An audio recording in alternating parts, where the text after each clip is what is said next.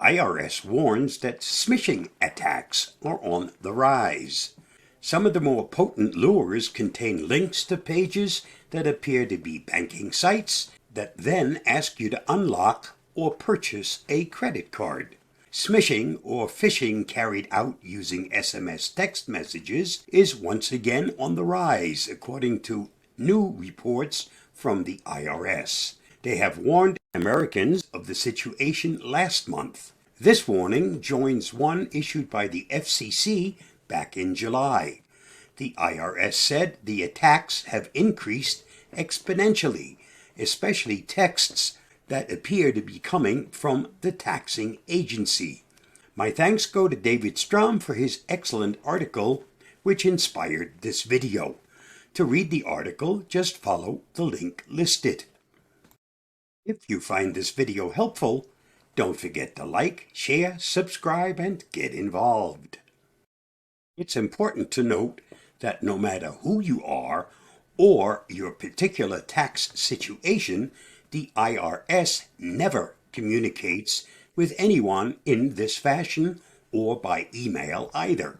It is phishing on an industrial scale, said IRS Commissioner Chuck Reddick.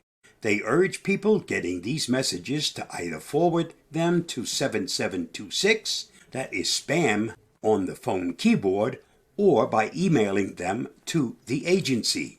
Both my wife and I get, on average, several of these scam texts each week on various dubious subjects.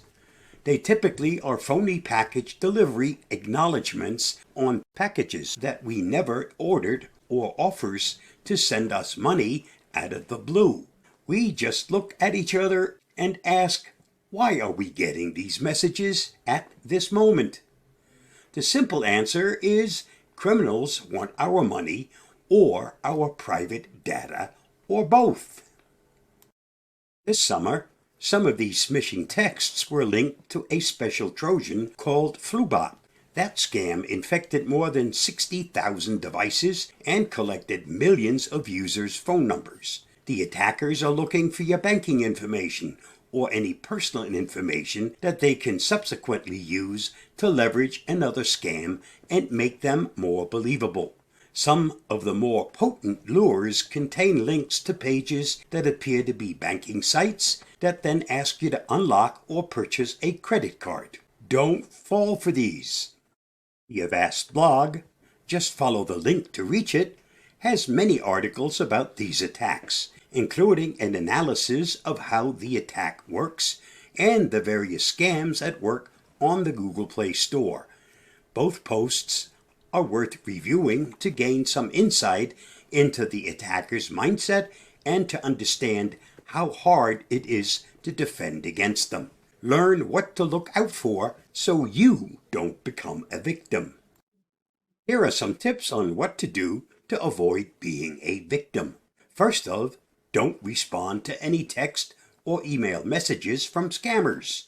That just encourages them to communicate with you further. Realize that criminals can easily spoof any originating phone number or email address to increase credibility. So be wary of texts from friends that you haven't heard from recently or don't usually text. As we like to say, if your gut is saying something is fishy, it probably is.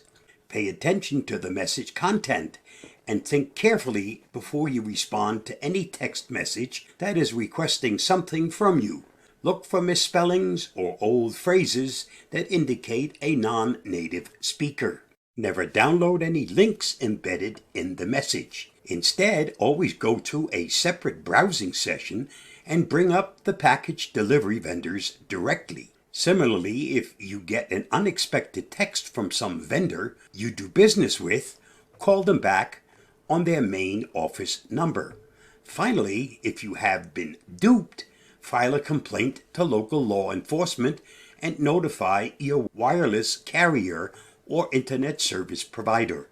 There are also some places where you can make the information available to investigators. The IRS Impersonation Scam Reporting Form and the FTC's Complaint Assistant.